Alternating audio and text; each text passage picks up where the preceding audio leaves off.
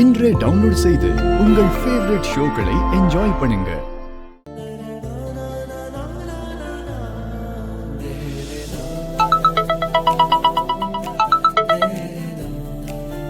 Hello.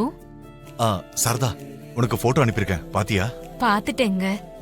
ஒரு வழியா இந்துவோட கல்யாண வேலை ஆரம்பிச்சிருச்சுன்னு சொல்லுங்க. ஆமா, ஆரம்பத்துல என் கல்யாண விஷயத்துல தலையிடாதீங்கன்னு சொன்னவ அதுக்கப்புறம் என்னாச்சுன்னு தெரியல, சரின்னு ஒத்துக்கிட்டா. அதனாலதான் ஒரு அப்பாவா கல்யாண வேலை எல்லாத்தையுமே நானே பக்கத்துல இருந்து பாத்துக்கிறேன். பாவம், அவ சின்ன பொண்ணு, ஏதாவது தெரியாம பேசிருப்பா. மகளோட கல்யாணத்துல கூட அப்பா இல்லனா எப்படிங்க? சாரதா, அன்னைக்கு கோயில நீ சொன்ன வார்த்தையை கேட்டு நான் திரும்ப வீட்டுக்கு வந்தது நல்லதா போச்சு. நான் இல்லாம இருந்திருந்தா இந்த வீட்ல கல்யாண வேலை எல்லாமே நடந்திருக்க வாய்ப்பே இல்ல. ஒரு மனுஷனோட கோவம் தன்னையே அறியாம தப்பு செய்ய வைக்கும்.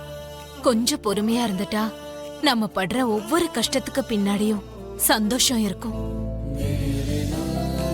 என் வார்த்தையை மீற முடியாம ஒத்துக்கிட்டாலும் என்ன நல்லபடியா பாத்துக்கணும்ன்ற விஷயத்துக்கு வந்தா வர சம்பந்தம் எல்லாம் போயிடுத. இந்த வீட்ல பசங்களுக்கு அப்பா அம்மானு நாங்க 2 பேர் இருக்கோம். கூடவே அவங்க அத்தையும் மாமாவும் இருக்காங்க. வீட்டுக்கு மூத்தவங்க என் அம்மாவும் இருக்காங்க. ஆனா அங்க உன்னை தவிர வேற யாருமே இல்ல. ககன் இதுவரைக்கும் நான் தனியா இருக்கேன்ற யோசனைய வர விட்டதே இல்ல. இன்னைக்கு வேணா இல்லாம இருக்கலாம், நாளைக்கு கல்யாணம் வரும்போது பொண்ணு வீட்டுக்காரங்க அப்பா எங்கன்னு கேட்பாங்க. அதுக்கு அவனால பதில் சொல்ல முடியாது. அப்ப அவங்க உன்னதான் தப்பா நினைப்பாங்க. அதுக்கப்புறம் அவங்க அவமானப்படுத்த போறத நினைச்சு பார்த்தா எனக்கு ரொம்ப கஷ்டமா இருக்கு. அப்பாவா நான் இருந்தோம் இல்லாத மாதிரி. அதனால அவன் என்ன வரவிட மாட்டான். நீங்க இல்லாமலேயே எங்க வாழ்க்கையில நாங்க ரொம்ப தூரம் வந்துட்டோம். அவமானப்பட்டு எங்களுக்கு பழகிடுச்சு.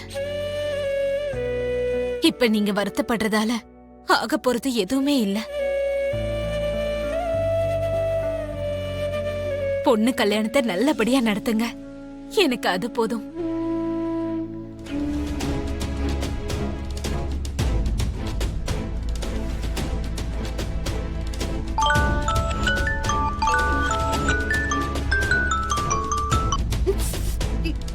இந்த அறிவு கெட்டவங்க போன் எடுக்க மாட்டாங்க. ஐயோ, அங்க என் பொண்ணு என்ன பண்ணானுங்கன்னு தெரியலையே.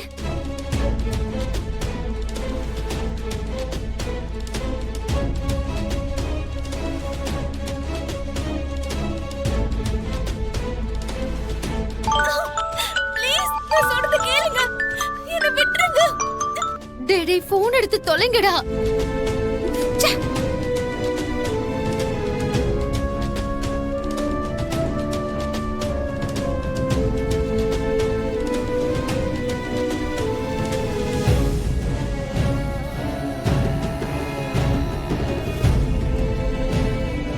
ஏண்டா போன் எடுக்க மாட்டேங்கிறீங்க? என்ன தண்ணி பாட்டில் வாங்கிட்டு வரேன்னு போன் பேசிட்டு இருக்கீங்க? ஏண்டி, உனக்கு தண்ணி கொண்டு வந்து கொடுக்கறதுக்கு நான் என்ன உன் வேலைக்காரியா? என்ன அங்கிளுக்கு போன் பண்ணணுமா? ஏய், பண்ணி கொடி. அங்க என் பொண்ணுக்கு என்ன ஆச்சோ ஏதாச்சோன்னு நானே டென்ஷன்ல இருக்கேன். நடுவுல மூன் தொல்லை வேற.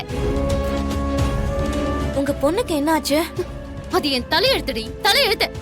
உன்னை கிட்னாப் பண்ண சொல்லி ஆளுங்களை ஏற்பாடு பண்ணா அவங்க என் பொண்ணு கிட்னாப் பண்ணிட்டு போயிட்டானுங்க.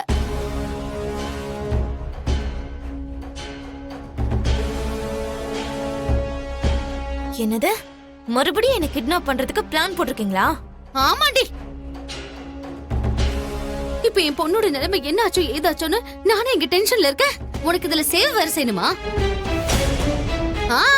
என்னால முடியாது, என்னால முடியாது. Madam water. அவ மூஞ்சில தூக்கி போடு. சீ.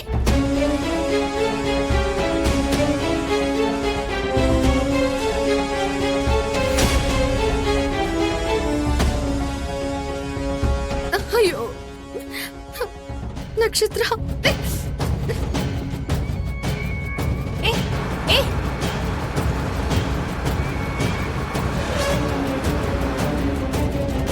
நீங்க தோண்டின குழியில உங்க பொண்ணு விழுந்துட்டான்னு சொல்லுங்க. என்ன பேசிட்டு இருக்கீங்க? நீங்க நினைக்கிற பொண்ணு நான் இல்ல. ப்ளீஸ் என்ன விடுங்க. டேய் போன் எடுத்து தொலைங்கடா. போனை எடுங்கடா. ஏய் வா ஏய், வாடி. வாடி. சீக்கிரம் வேலைய முடிக்கலாம். வாங்குறாள. நில்றி. ஏய் நில்லு. நில்லு. நில்லு. நில்லுங்கறல. ஏய் நில்லு. ச்சே. ஏய் ஏய் நில்லு. ஏய் நில்லு.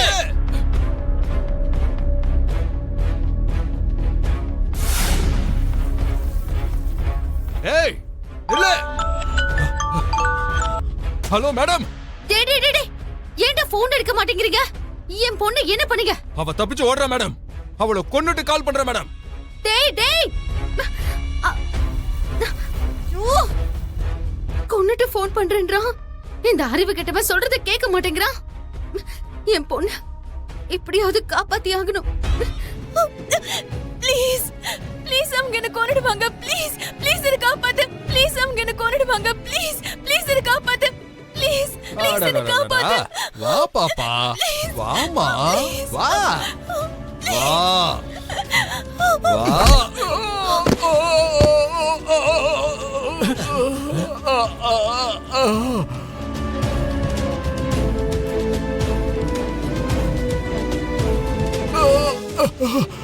என்ன சார் திடீர்னு அடிச்சிட்டீங்க?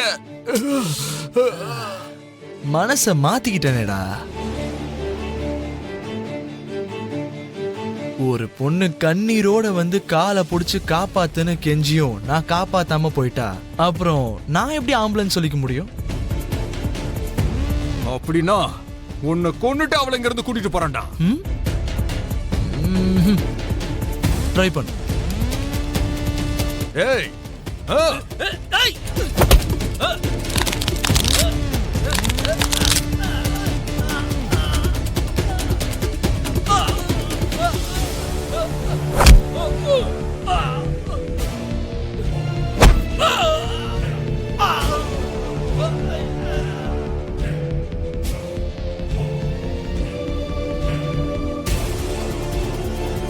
ஏய்